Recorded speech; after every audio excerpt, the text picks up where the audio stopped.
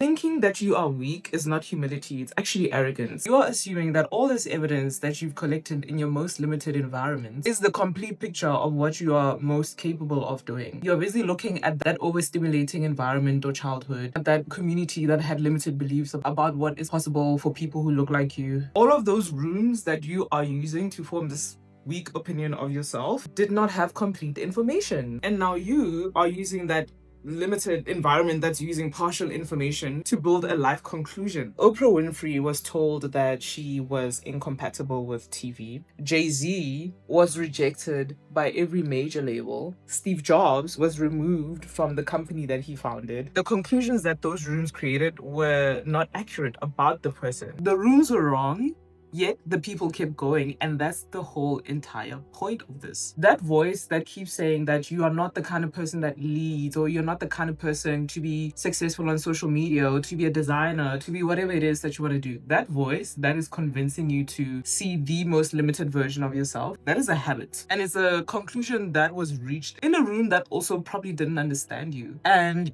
every single time you listen to that voice, you keep paying a very expensive price. Think about it. When was the last time you talked yourself out of something before you even tried? And you didn't base that decision on logic. You just based that decision on a belief that, hey, maybe I'm not cut out for this, or maybe this opportunity is not meant for people who look like me or who are like me. That feeling definitely does not come from your future or the most successful version of yourself, or if you're in spirituality, your higher self. That feeling does not come from that place. That feeling probably came from a room you were in a long time ago. And that room has been running your decision making for a very long time. The brain is designed to analyze its environment and to create a model and then to generate a prediction. So because maybe your brain was exposed to certain experiences, it used that as evidence to create a certain model. But it's your job as an adult to do the work to break that model. Nobody's going to do that work for you. If you know how to drive, right? The first time you learned how to drive, it was very difficult, and then it progressively got easier after a while, and then it got to a point where it was automatic. That's what happens with anything, like the good stuff and the bad stuff. And when your brain analyzes an environment and starts to figure out, how do I survive in this?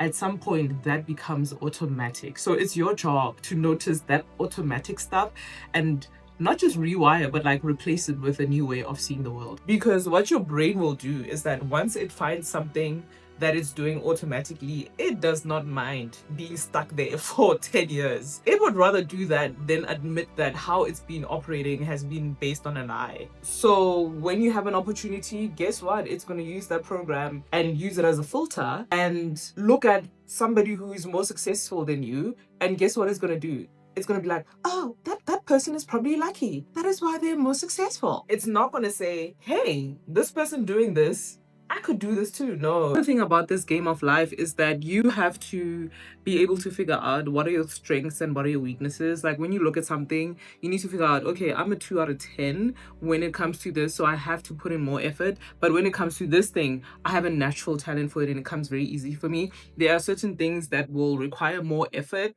and then there are certain things that will be a natural talent. So your job is just to realize, okay, maybe my parents were not well off, so I have to work a little bit harder than somebody else. But maybe somebody else is not great at speaking, but speaking comes naturally to you, you know? Like this game was designed in a very interesting way, but it is what it is. It is what it is. One thing that I'll never understand about that kind of reasoning is that, okay, cool, that person might be a Nepo baby. Does that mean that I should keep sitting my ass down and not doing anything? Okay, it's a Nepo baby. Okay, so what? Does it mean that now I stop posting? Do you see how perspective and the lens that you have, that you see their life through, could be the difference between you slowing yourself down and actually accelerating forward? And again, like I said in my other video, I did not design the game of Earth. There are certain people who come into this game with more privileges than other people. Like, it's either we make peace with that or you become an activist and you actually do something about it. But if you're not an activist and you are like a professional and you're just living your life, make peace with the fact that other people are going to have more privileges than you. Like, you have more privileges than other people in some instances, okay? And let's move forward. Let's make peace with that and let's keep it pushing. Anyway, when you have programming that has been conditioned with the wrong kinds of ingredients, you won't be able to see that no, the ingredients the glasses that you're using to see the world are tainted. And because they are tainted, because that model is wrong, the way you interpret the world and also the way you see yourself becomes very tainted. If you do not do the work to try to understand what the ingredients are that determine your worldview, that determines your belief system, your brain is going to spend its entire life seeing the world through a very dirty filter. I'm hoping that by the end of this video, you're going to see how clean your filter is, or you're going to see where in your vision you need some cleaning. A lot of people think that the solution is just positive thinking, but that's not it. Even the most powerful rulers in history didn't think that way. One that comes to mind is Marcus Aurelius, who at one time ruled one of the most powerful empires in the world. And he wrote, "You have power over your mind, not outside events." When you accept that, you start to step into the space where you do not let difficult circumstances determine the conclusion of your life. And here's why a lot of people cannot accept this messaging, whether it comes from Marcus Aurelius or other people. It's because that programming, especially when it starts early, because it gets to a point where it's automatic, that conclusion, that automatic conclusion that has been cooked up and has been cooked up for a long time, stops feeling like a conclusion and starts feeling like the truth. Because when you think yourself as weak, that is not you protecting yourself from failure. It's you protecting yourself from a very serious attempt. And another thing when it comes to attempts, the story that you tell yourself when it comes to the result of the attempt is also very important, whether the attempt is successful or whether the attempt is a failure, because the danger, especially when an attempt fails, is you identifying your identity to the thing that you are attempting to do. So if you attempt to post a YouTube video and then it doesn't perform the way you think it should perform, it is very easy to attach your own identity to the result of that thing. So you are saying, because the YouTube thing is failing, I am a failure. It is very important to distance yourself from the thing, the performance of the thing, and yourself. So when you do the attempt, you should leave everything on the field but let go of the outcome. Leave everything on the field and let go of the outcome. It is a complex dance. I didn't write the rules. Like I say, I didn't write the rules of this, but it makes it more fun. It makes it more fun when you just let the universe surprise you. Because when you do a half attempt and that half attempt fails, you already know the end of that story. And because you already know how that situation is going to go down, you have validated your belief system. Because if that thing was not going to work, you already predicted it. Of course, it was not going to work. You already predicted it, duh. And if it doesn't work, your identity remains safe. Your belief system remains safe. And if you remain in that place, you're choosing to remain small because it is safer and it is easier than the actual trying hard, full on. When you look at an event where you made a serious attempt, 100%, left everything on the field, that can make you feel very vulnerable. It can feel threatening. Because what do you mean I'm leaving everything on the table, leaving my heart exposed? That can sound and feel very scary, because it means that if you fail and you tried everything, that failure is yours, honey. There is no protection. So when you think yourself as weak, it becomes like a insurance policy that protects you from both scenarios and circumstances. And if you're not careful, you end up paying this insurance for years through the attempts that you never make, through the serious version of yourself that you never allowed to exist. If you like this kind of content and you feel like it's landing, please subscribe, because this channel, I am building it to expose the mechanisms and systems or belief systems that could be running in people's backgrounds and they might not be aware of them. And sometimes these things are running without your consent because they were programmed when you were a kid, and just bringing light to them is all I'm trying to do in this channel. These models, how they work is that over time, they try very hard to protect themselves, and they protect themselves in a very sinister way, because they will try to make you believe that having this incorrect way of seeing the world, or a tainted way of seeing the world, is like an insurance policy protecting you from hurt. And that kind of belief system compounds. And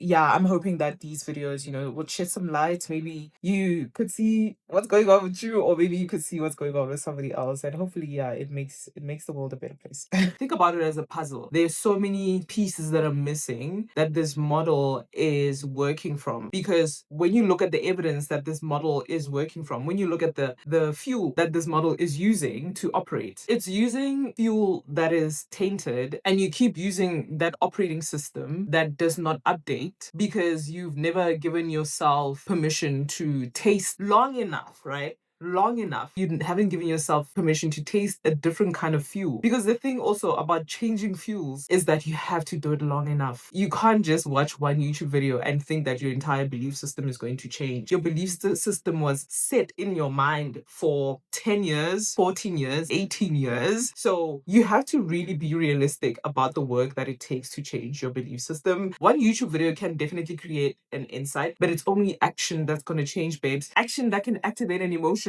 repeatedly will change your belief system. But anyway, I feel like I'm digressing. So that is why you have to do action that is against a very limited belief system. You have to go against the grain of what your old programming, I hate that word. You have to go against what this mindset, the way that you're seeing the world, you have to go against it. You have to do things that are against it. You have to publish that thing before it's perfect. You have to enter certain rooms before you have the necessary credentials, because what you're trying to do is to build data points. You have to build evidence that makes this old belief system weaker, and you can only build that through action, babe. Like, I understand visualization, I get it, but the fastest way to break limiting belief system is through action. You gotta face that fear, baby.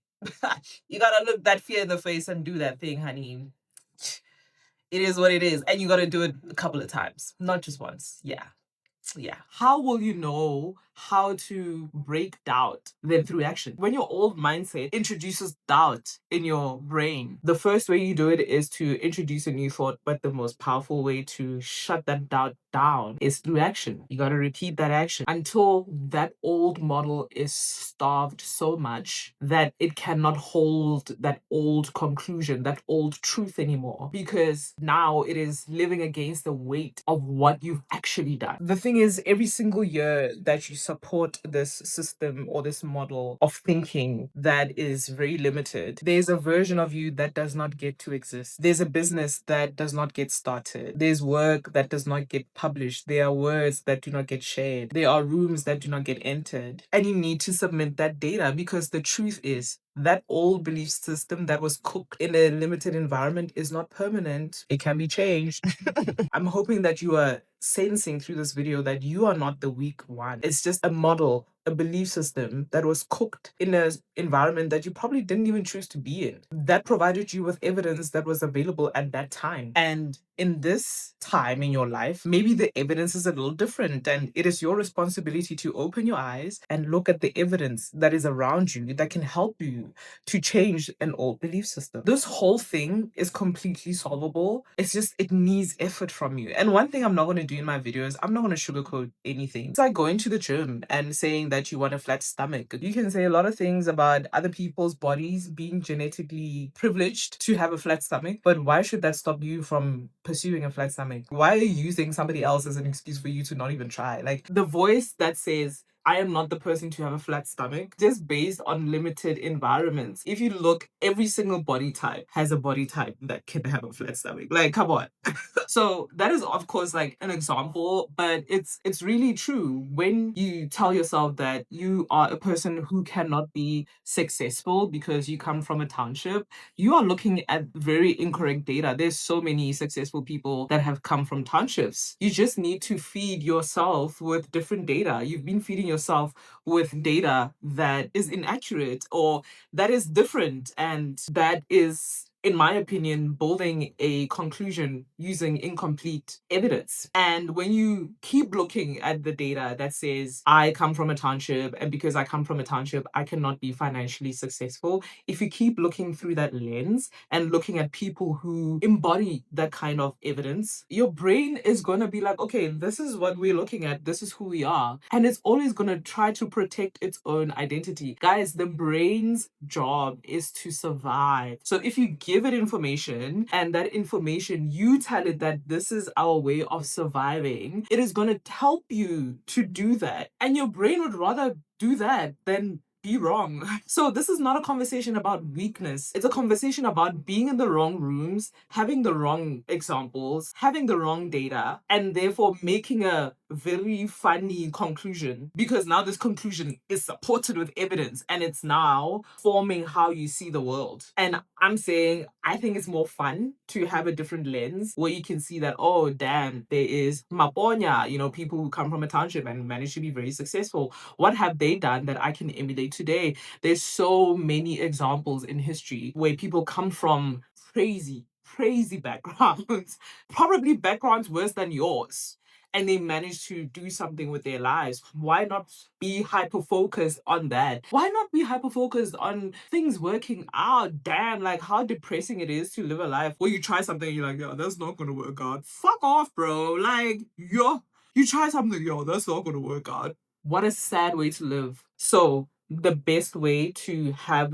this perspective, which you have to protect, because the energy that is going to take to move from this perspective to this perspective is going to require some action, baby. Not only visualization, not only the vision board, action, pure action, honey.